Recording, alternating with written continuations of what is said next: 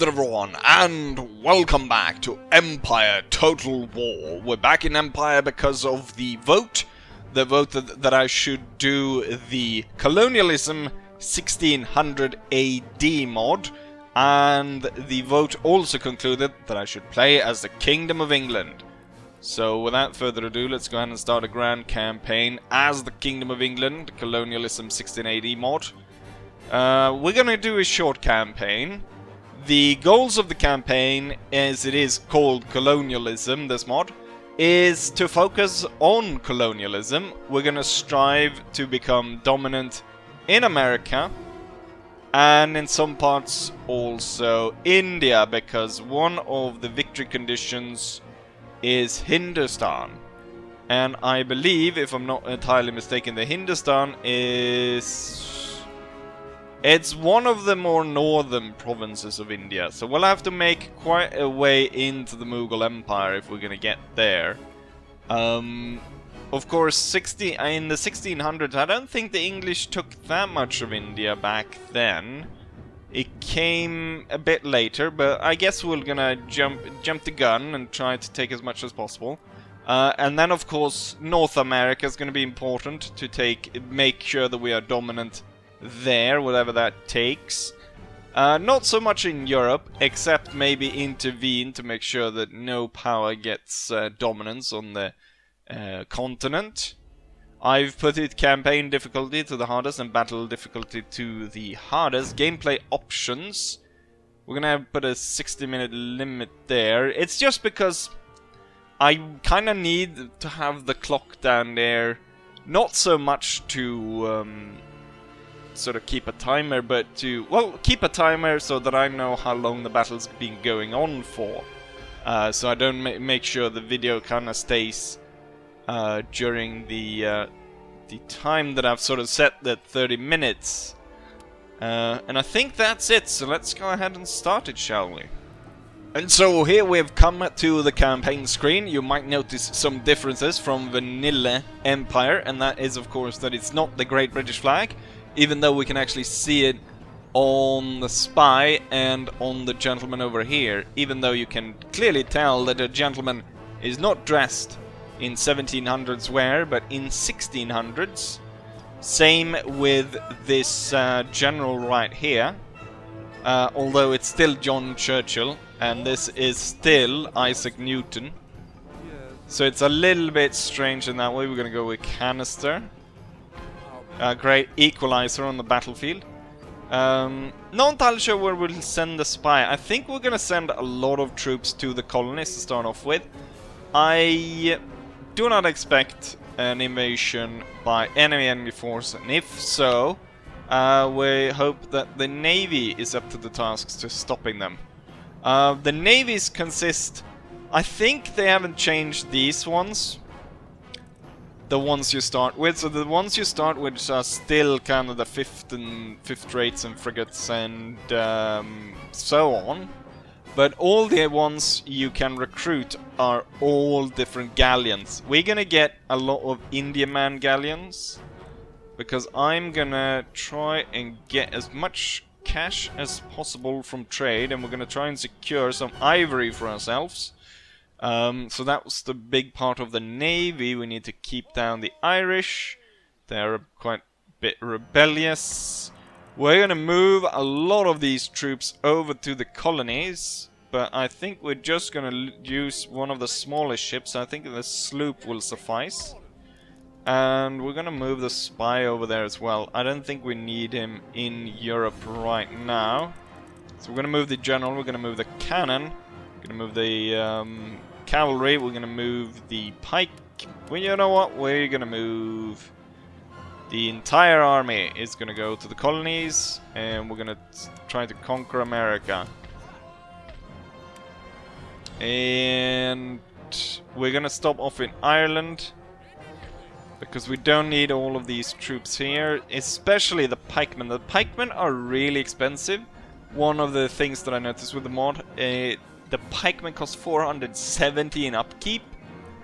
While if we compare that to, say, one of my larger ships, which is this is an Admiral's 5th rate, and Well, this is a 5th rate. It costs 150 in upkeep.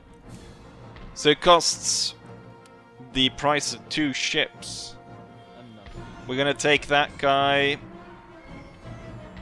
I think we're gonna take the general. We don't need a general. What's the cheapest in upkeep? Okay, we're gonna need to hold 2 troops there, but the other ones should join Churchill.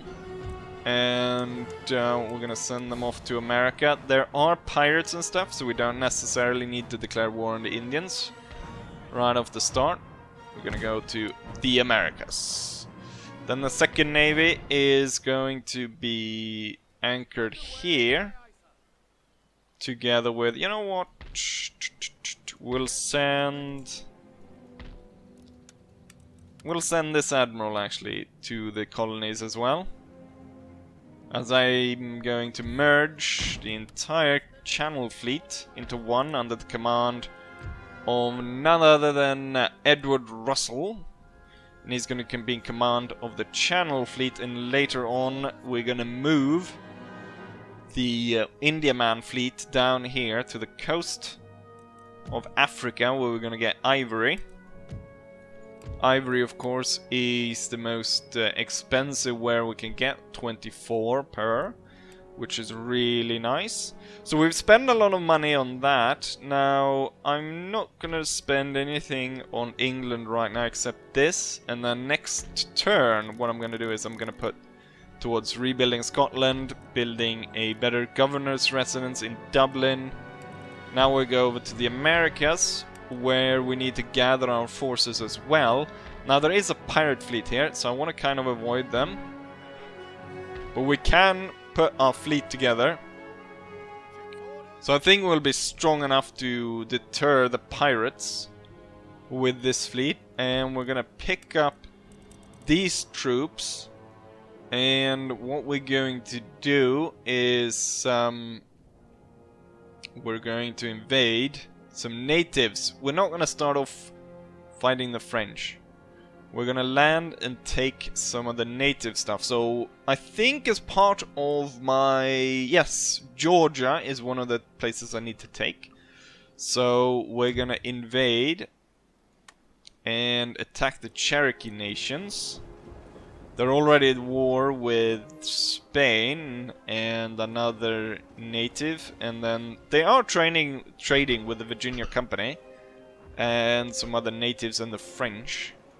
We don't care too much about that. I think we could possibly do... we might need to wait for the other fleet actually to bring down the hurt on those natives. What we're gonna do then is we're gonna build some roads here to facilitate the movement of... You know what? Maybe not actually. What we need is to start up the sugar plantation in the Bahamas.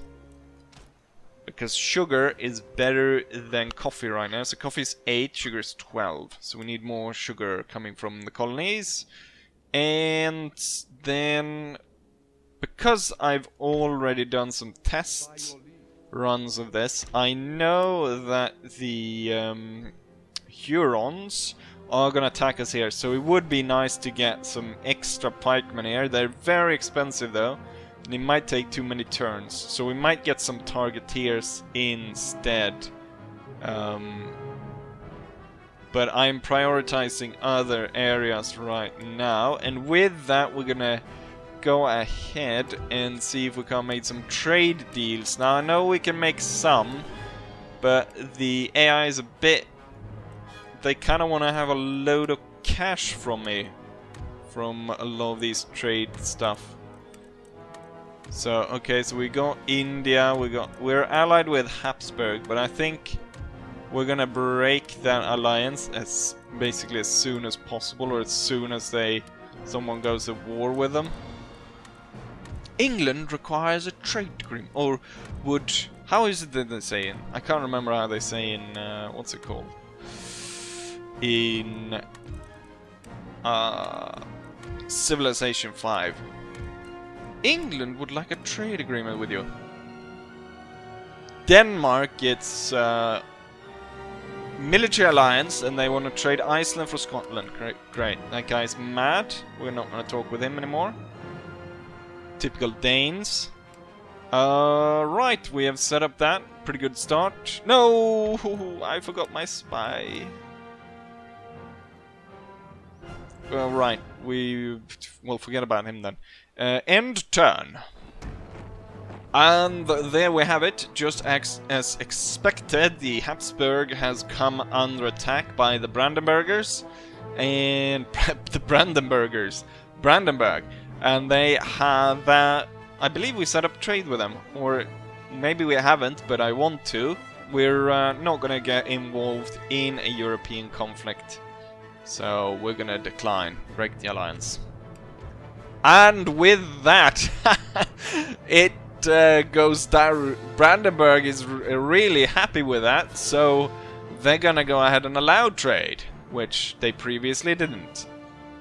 Ah, advantageous and just the style that England likes. Now the Iroquois Confederacy has decided to attack the Virginia Company, so we're definitely gonna enter on their side. And, as expected, the Hurons have attacked us. I'm not going to drag in my allies. We built peasant farms in England. Alliance broken with the Habsburg monarchy. Mission issued. So this mission is coming from the 13 colonies. What they want is they want us to capture New France. And they want us to capture Georgia. And with doing that, we will gain all these territories that currently are in control by the Virginia Company. So a massive gain. We have also a war breaking out between Poland and the Habsburgs. And we also have a war going with United Provinces and Spain. And then we have some voyage. It's a voyage by some British guy going to find kind of just Australia, I think. So the pirate fleet was actually cut down, or the one that was actually blocking us here. That was cut down by the Dutch. So that went pretty well for us. We avoided conflict. However, we need to get rid of these guys. So it's 2 brigs and a sloop, which should be okay for these guys to deal with. However, with the Hurons declaring war on us, we need troops here. So 2 turns for my pikemen, 1 turn for the targeteer. Ooh, it is a hard choice. The thing is, I do not know how far out the enemy army is. It would be nice to convert these guys all to Protestantism, but if we lose the territory, it doesn't matter, so we're gonna march this guy over here. And we see that this army is about 2 turns away. When we should have, if I wanted pikemen, I should have recruited them the first turn, so we're gonna go with targeteers. And this is most likely the army they're gonna attack with us. 3 bowmen. Bowmen are really deadly, but I'm hoping the AI is gonna screw that up somehow. Back to Europe, we're gonna... am I gonna pick up the spy? We're gonna pick you up at a later date, Mr. Spy, and because I really need that army over in the colonies. Right, with that, we're going to go ahead and build up Scotland. One of the problems I noticed is that I cannot actually recruit any musketmen from the capital of London. It's all pikemen, halberdiers, cannons, pistoliers are bloody good, and cuirassiers. We actually have to go to Scotland to get the cavaliermen, which are the musketmen. So that's a bit strange. But I imagine as I upgrade this parliament building to a great parliament, that we will get that sorted. It's 1 turn away until we get the Indiaman, but now we're gonna have the first battle of this series, which is gonna be a naval conflict So we're gonna take our fleet, we're gonna sink these guys, we're gonna pick these up, coordinate an attack then on the Cherokee. So without further ado, let's sink some pirates. Let's rid the high seas of these scallywags and blackguards bastards. John Leake brings the mighty British cannon onto Balthazar Walkley. And off we go, onto the high seas with the British Navy. Currently we're on board the Dumbarton Castle, a British 6th Strait. And we're traveling southwest to intercept the pirate fleet, which consists of the brig Torn and Poseidon, and then the sloop Founderer. And the enemy opens fire upon us, but we continue going through the fire. We're gonna turn up with them soon enough.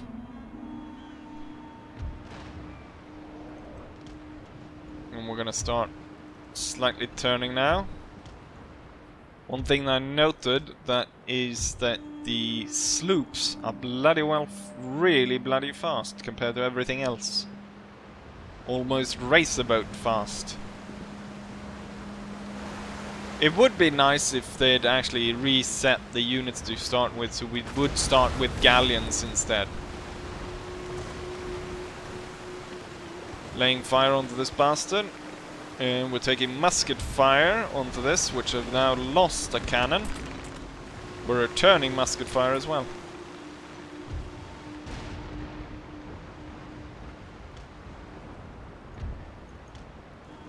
I think we're gonna... You know what? Let's continue like this. We're gonna split them over there. We're gonna continue going through the wind. Oh yes, I'm blocking this guy. And I'm gonna put myself right in front of him. So we're gonna be raking this one and this one at the same time, kinda. However, I've noted that the cannons are a lot more inaccurate than in Standard Empire. They're gonna ram straight into us, are they? I've always seen the brig as a ship that could easily be canistered, but I never really got like a good canister run on a brig. I think we're gonna turn up if anything. I guess you'll hold there, and you should hold there as well.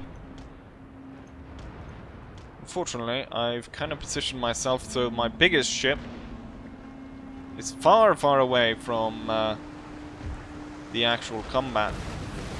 Have we? Yeah, we've taken quite a bit of crew here. Let's try not to go ahead of the brig and get those canister shots into them. I've lost quite a bit of... Ooh, we're gonna be able to shoot them from both sides here. If the cannons were loaded, which they weren't. This brig has lost a lot of manpower. But so has we, actually, as well. Damn.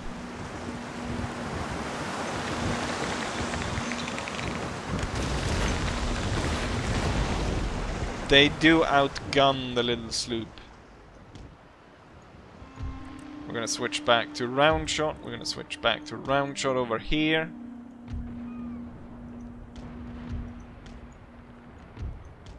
Gonna move like that. You're gonna make your way over there. And I guess we'll concentrate the fleet over here instead, while this one sails into the wind.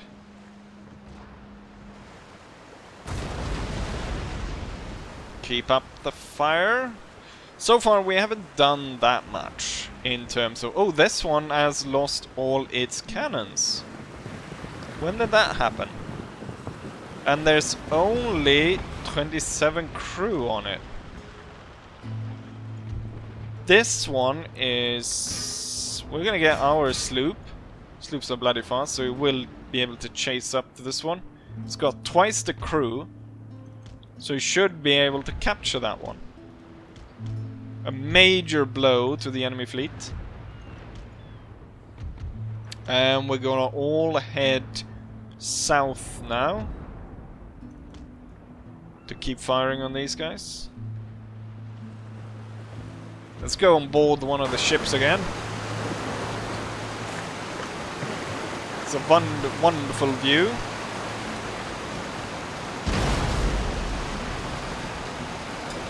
Keep up that fire, lads. Oh! Hold fast. I like the fact that they've gone through the trouble to actually edit the marine troops. So they've got period accurate marine troops. Well, not period accurate. They probably wouldn't look exactly like that. But the fact that they have gone through the trouble of not keeping the vanilla troop on. Could possibly board this one as well. I think... Oh, we're lying right in front of it. Canister with this one, just because the cannons, a lot of the cannon ports are situated above the railing of this one, I think that is going to be the key to have the canister completely just spray through these guys. And the thing about the brig, it always looks so crowded on the brig, because you can see everyone on there. Now they are a lot faster than us, unfortunately. Let's see, it's about to board there, that's gonna be nice. Okay, he's gonna lay himself in between these two ships. Let's see if we have time to kind of stop him. And let's go ahead and take a look here as they close in for boarding action. So there's lots of musket fire being exchanged. And if we actually go into look first person here, you can see the crew getting ready to jump aboard and the enemy is climbing around the mast. We've got an enemy looking over there. Oh, I believe they surrendered. I'm not entirely sure why we gave them a last shot before they surrendered.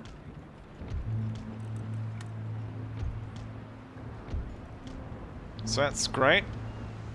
Now this one's catching up to us. Well, a complete stop and just lay in front of him. And maybe you can run up to this one. He's lost a lot of his cannons.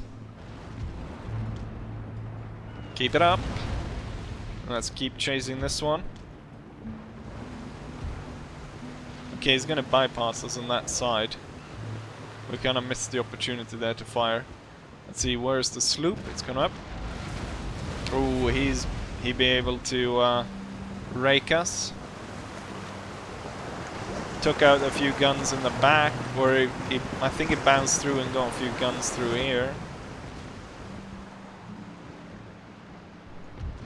Okay, so we're all heading west at this point. Except this guy is heading north.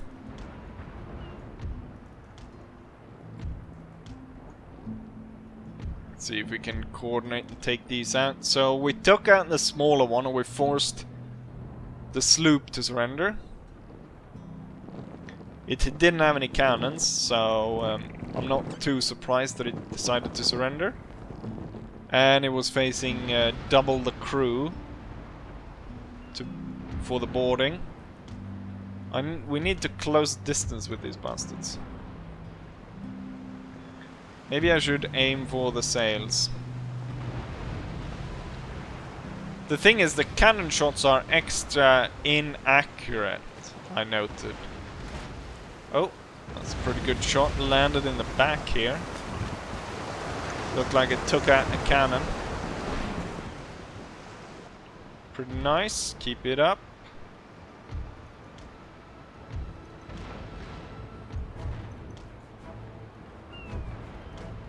Yeah, I do think I need to start shooting at the sails just to have the rest of the fleet be able to catch up, or at least the big ship. I want that one to be able to run up to the other ones. I note that this one has a lot longer range than the big ship.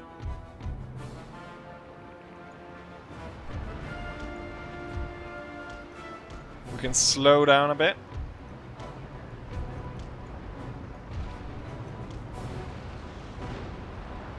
Or maybe I don't need to fire for the sails. Looks like they're firing for the sails anyways. Might be able to take a mast out just with round shot.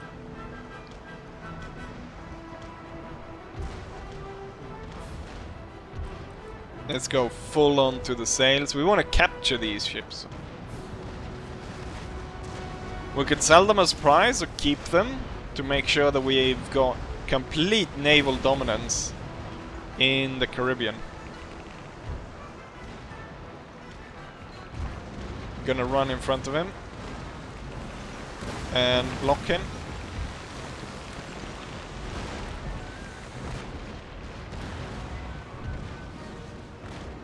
And that's gonna give us time to get the Achilles, the Admiral flagship, to get up next to him. Okay, he's leaving now.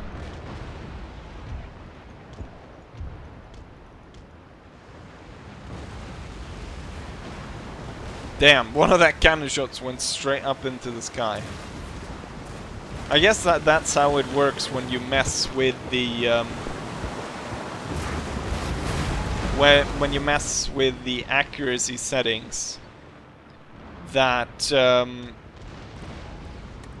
cone of fire just goes all over the place.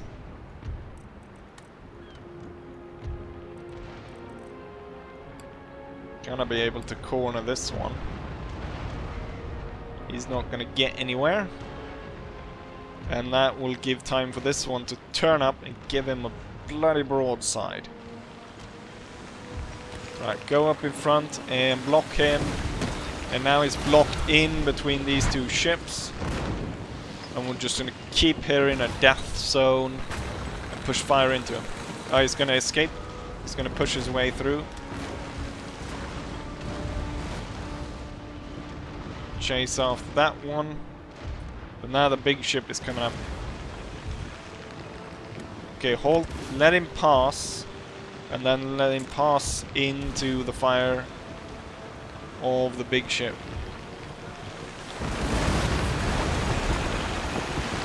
So it's running out, but he's came under the broadside of this one. Maybe I should have halted the broadside for a bit. Oh, he's stopping there. Let's run up on that side. Let's keep running here. What I'll do is I'll order these guys to chase this one.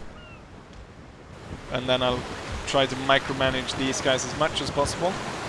Looks like they've run out most of the guns here on the side. Ready to fire. 18 out of 22 guns. He is outpacing us though. Oh, he is routing. We'll stop him by boarding him. And then force him to surrender. And then the other ones will chase up here.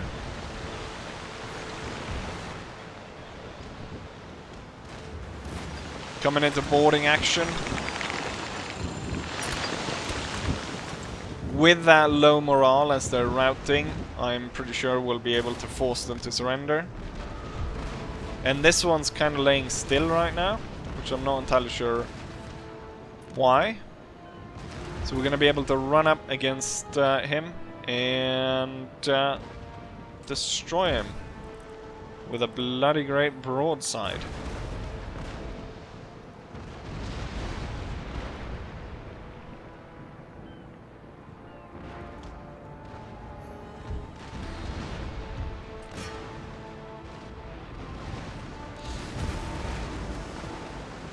They're about to board. Looks nice.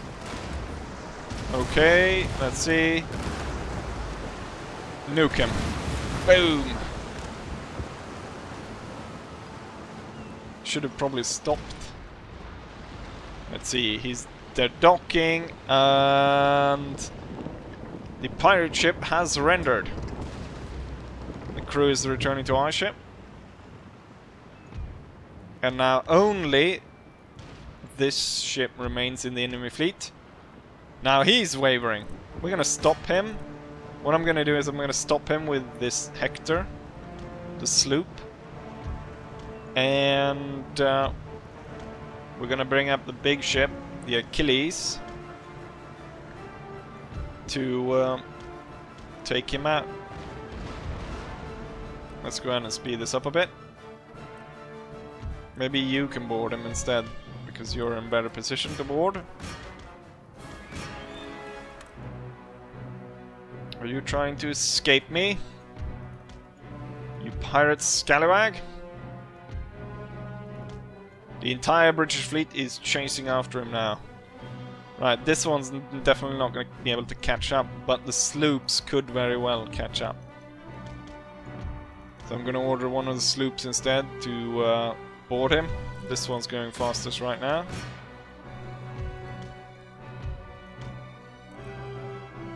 Let's go to normal speed. And they're about to board. I want you to place yourself here. You as well. And you. And then you can place yourself here.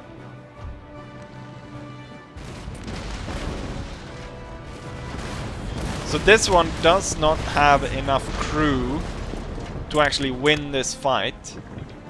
But they will be able to hold this one in place for the rest of my fleet to turn up, surround him, and completely bombard him to shit.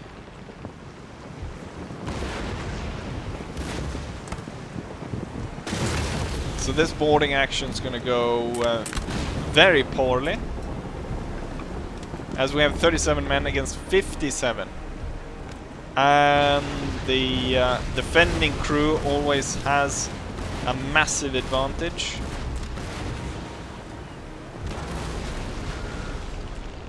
Okay, so our ship surrendered long before it even became a fight. Let's see, they are routing now as they realize that they are surrounded. And victory!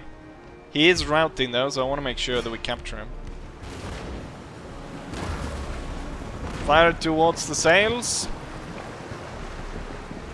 And force him, we're going to force him to stop with the Dumbarton, which is going to come up, lay in front of him, block him, and then the Zebra is going to move in and take him. We can speed it up a little bit, and it's going to be perfect as this one's coming in. No, he came in. You should have rammed him if you had to. Boom, I think he surrendered. Nice. There we go. Victory. Great victory as we took all 3 pirate ships, and to gain naval supremacy, I do believe we would have gained 800 in prize money. That's nothing. So we're going to take on all of them, and suddenly our fleet goes from 5 to 8. Plus that we got the part of the Channel fleet coming over. So that means that we will have a very high number of ships in the Caribbean or in America, which gives us quite the advantage. And it also gives strength for the captain, which is great. So we're gonna move. Let's see, what ship is not able to actually move? It's this one. But the rest of them could almost make it to port and be repaired for a very cheap cost of 177. And then the Admiral and this one will come later. With that, I think we're going to go ahead and end it, because that naval battle took about 15 minutes or so. And I think that's enough. Next time around we'll deal with... The focus will be around the Moose Factory, Rupert's Land, and see if we cannot withstand a superior force of natives they're gonna attack. So we're gonna have to play that one in some kind of clever way. With all of that said, we've started our rise to a major colonial power. And yeah, hopefully you guys enjoy this, and hopefully I'll see you guys for the next one. Bye!